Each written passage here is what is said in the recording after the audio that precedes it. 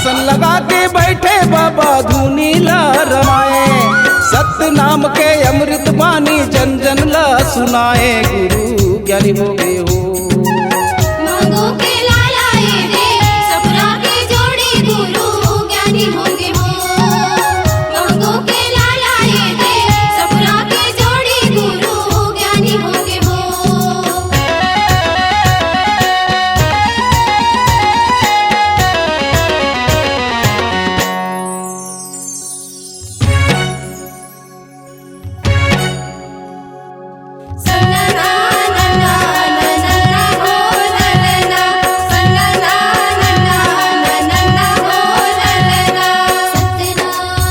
परम आदरणीय संत समाज, संत शिरोमणि गुरु घासीदास बाबा के कतका सुघर संदेश। न कछु कोर कपट न कछु भेद, मनखे मनखे एक बरबर।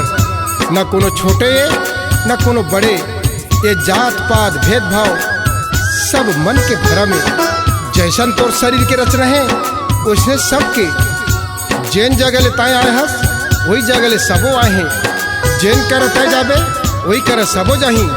फिर एक कैसन व्यवस्था, एक झन बर चंदन के लेपन और दूसर बर गंदगी के बोझा। हे मानव समाज, ये बात है सोचे के विषय है। अंधविश्वास और रूढ़िवादी ला त्याग के एक नवा समाज के गठन करो। आपस में भाईचारा बना के जुड़ मिल के रहो, तभे मानव समाज के उद्धार है। अगम अपार गुरु के महिमा अद्भुत शक्ति पाए। अगम अपार गुरु के महिमा अद्भुत शक्ति पाए। अगम अपार गुरु के महिमा अद्भुत शक्ति पाए। अंधियारी माँ भटकत हंसल सत के डहर गाए। गुरु ज्ञानी हो गए हो। मांगो के लालाए रे सपना के जोड़ी गुरु ज्ञानी होंगे हो। मांगो के लालाए रे सपना के जोड़ी गुरु ज्ञानी होंगे हो।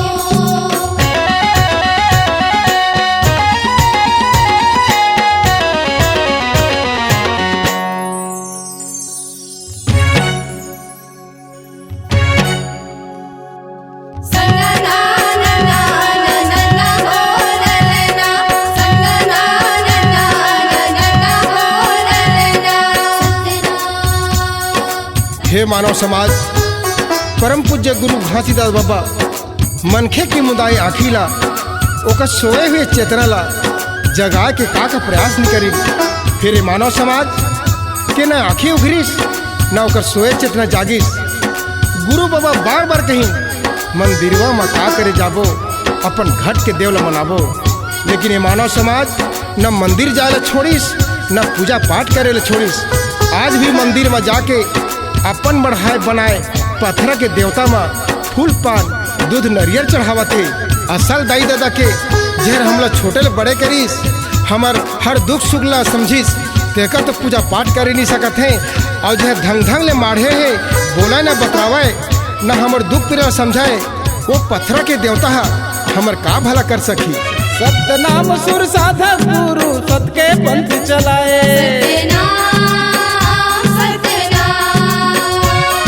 सत्य नाम सुर साधक गुरु सत के पंथ चलाए।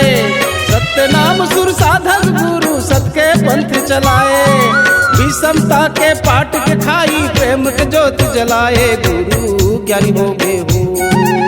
मांगो के लालाए रे सपना के जोड़ी गुरु ज्ञानी होंगे हो। मांगो के लालाए रे सपना के जोड़ी गुरु ज्ञानी होंगे हो।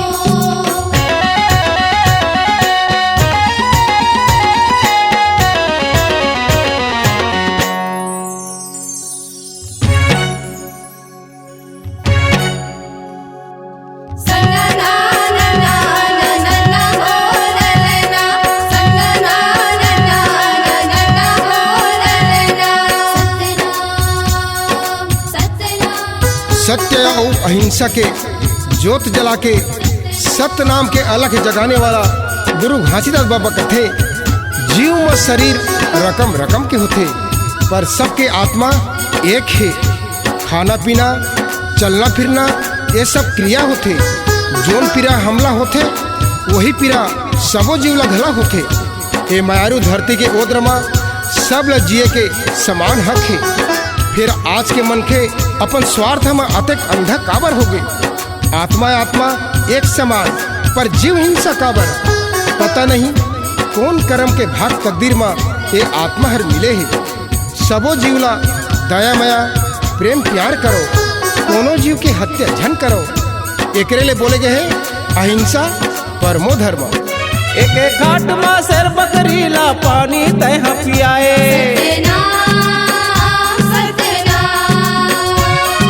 एक एक घाट मा शेर बकरीला पानी तह पियाए। एक एक घाट मा शेर बकरीला पानी तह पियाए। सब जीव जो निबरे के भाव तय सबके मन में जगाए। गुरु ज्ञानी हो गए हो। मांगो के लालाए दे सबरा के जोड़ी गुरु ज्ञानी होंगे हो। मांगो के लालाए दे सबरा के जोड़ी गुरु ज्ञानी होंगे हो।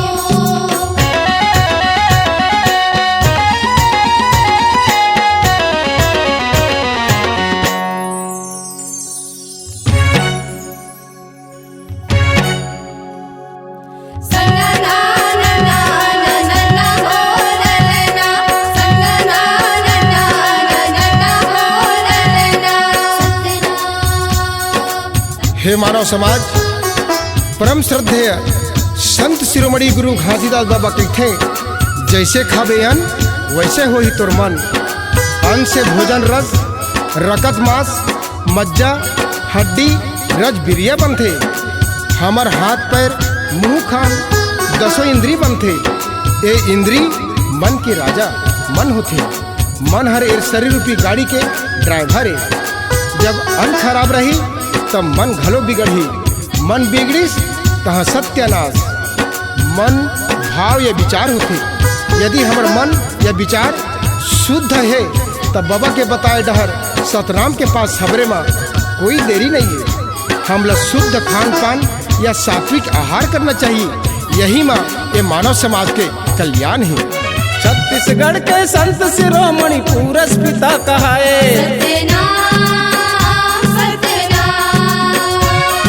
छत्तीसगढ़ के संत शिरोमणि पूरस पिता कहाए। छत्तीसगढ़ के संत शिरोमणि पूरस पिता कहाए। मुर्दा शरीफ मन के सोए चेतना ला जगाए। गुरु ज्ञानी हो गए हो। मांगो के लालाए दे सबरा के जोड़ी गुरु ज्ञानी होंगे हो। मांगो के लालाए दे सबरा के जोड़ी गुरु ज्ञानी होंगे हो।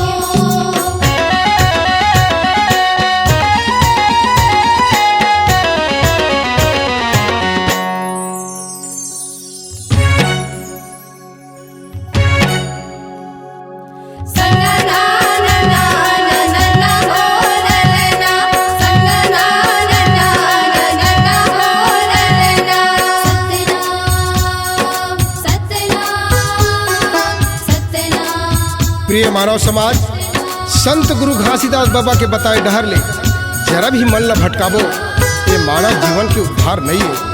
वो तो अथाह ज्ञान के भंडार है। चांद सूरज कस जग जग उजासे। ये तो हमर ऊपर निर्भर करते ओकर बात के कतना अनुसरण कर सकत हन। बाबा के हर बात विज्ञान पर आधारित रही, चाहे सफरल जिया के हो या सांप चाबे बुधारू ला। गुरु बाबा हमेशा जनहित के बारे में सोचे। दूसर के दुख पीड़ाला अपन समझो। काकरो प्रति गर्व व्यवहार झन करो।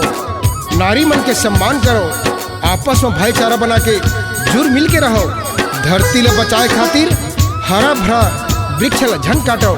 यही गुरु बाबा के मूल मंत्र रही। सारे जगत में सबके निशानी जोड़ा खाम गड़ाए।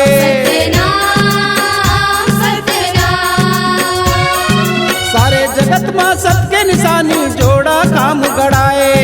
सारे जगत में सबके निशानी जोड़ा खाम गड़ाए। सुख शांति के प्रतीक चिन्ह से तो ध्वजा फहराए। गुरु ज्ञानी हो गए हो। मांगो के लालाए दे सबरा के जोड़ी गुरु ज्ञानी होंगे हो। मांगो के लालाए दे सबरा के जोड़ी गुरु ज्ञानी होंगे हो। मांगो के लालाए दे सबरा के